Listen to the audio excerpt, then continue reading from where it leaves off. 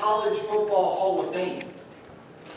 This is actually the fourth different Sports Hall of Fame that I have visited, having previously gone to the Women's Basketball Hall of Fame in Knoxville, the Pro Football Hall of Fame in Canton, Ohio, and the Baseball Hall of Fame in Cooperstown, New York. And while each one has its own unique way of presenting things about its sport, they all four have one thing in common. Those who are inducted into these halls of fame are the best of the best. They are the select few who played their sports at the very highest level. For the past 2 weeks, our second lesson has come from the 11th chapter of Hebrews. Some refer to this particular chapter as the Faith Hall of Fame. And when you start to read through the names of those included, you realize that this isn't much of a stretch. After all, the author talks about people such as Noah, Abraham, Moses, and David, just to name a few.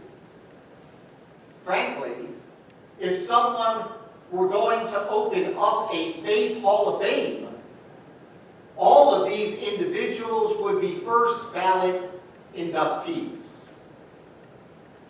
After all, when you think about them and the things they did, we can't help but stand in awe.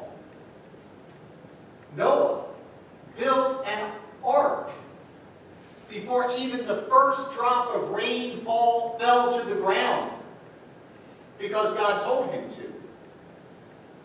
Abraham left his homeland and traveled to a distant land because God told him to. Moses became the deliverer for the people of Israel out of their Egyptian bondage because God told him to. David stood up to the fierce warrior Goliath because God told him to.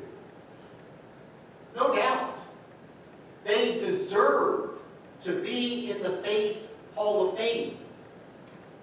And I suspect that we could come up with a list of other individuals, ones that we all would agree should be included. But despite all of this, I still have some trouble with this idea of a Faith Hall of Fame. When I think about the halls of fame that I have visited, their stated purpose is to make distinctions, to separate the best from the rest, to elevate the few, and to forget about the overwhelming majority. Don't misunderstand me here. I am not finding any fault with this. It wouldn't make any sense if everyone qualified for the Hall of Fame. It would be meaningless if the only criterion you used was to say, have you ever participated in that sport? If yes, you are inducted. There is a reason why Hank Aaron is in the Baseball Hall of Fame, and his brother Tommy is not. Hank hit 755 home runs during his illustrious career, while Tommy hit 13. Again, there is a reason why Walter Payton is in the Pro Football Hall of Fame, and his brother Eddie is not. Walter scored 100 10 touchdowns in his stellar career, while Eddie scored just 3. And while this works fine for worldly pursuits, I don't think that it works when it comes to kingdom pursuits. Let me explain the primary reason, or the 2 primary reasons why I think this is the case. First, when I think about the names of the people that I have just mentioned, while they certainly did faithful things for God, they also did some very unfaithful things as well. Noah got completely drunk after the flood. Abraham tried to pass his wife Sarah off as his daughter to save his own skin. Moses killed an Egyptian. And David had an affair with Bathsheba. And so, if we are going to judge people for the Faith Hall of Fame, it seems logical to me that we should be using the standard that God establishes. And when we do, we realize that no one qualifies. As the Apostle Paul reminds us in the 3rd chapter of Romans, there is no one who is righteous, not even one. All have turned aside. And again, for there is no distinction, since all have sinned and fall short of the glory of God. While it may be tempting to look at these men and women of faith, whether they are people from the Bible or people throughout human history we greatly admire and think they were so great, we could never be like them. The truth is, all of them, just like us, are sinners. And second, when we think about those who are in the various halls of fame, we know that they got there as a result of their individual achievements, their ability to perform at the very highest level of their sport. However, when it comes to the Faith Hall of Fame, the focus should never be on the individual and what they did. Instead, the focus should always be on God and what God did through them. Throughout the 11th chapter of Hebrews, the author shares the same mantra over and over again. By faith, by faith. 18 different times those 2 words are repeated. The point that the author is making is quite clear. This is not the story of extraordinary people doing great things for God.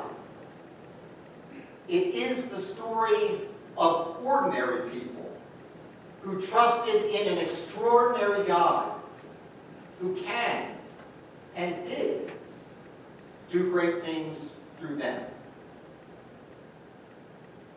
No doubt, when I visit a Hall of Fame, as I see the names of those inducted, as I look at the remarkable things they accomplished in their various sports, I feel pretty small. I realize that I didn't come even close to measuring up to them. But interestingly, as the author of Hebrews concludes his words in our second lesson for today, he shares two important things with us. First, he never tells us to look up to those he mentioned. Instead, he says that they are looking at us. Therefore, since we are surrounded by so great a cloud of witnesses, let us run with perseverance the race that is set before us. As I picture this, it is like we are running in a stadium, and we are surrounded by that cloud of witnesses, those who have gone before us. Not just those mentioned in the 11th chapter of Hebrews, but also those who have influenced our lives of faith. And they are there cheering us on, encouraging us to continue to run our races faithfully. And second, the author tells us where we are to keep our eyes focused. Looking to Jesus, the pioneer and perfecter of our faith. We are to keep looking to Jesus, the one who alone lived the perfect life. We are to keep looking to Jesus, who gave us his Spirit to guide us in faithful living. We are to keep looking to Jesus, the one whose death and resurrection are the reason why one day we too will join that great cloud of witnesses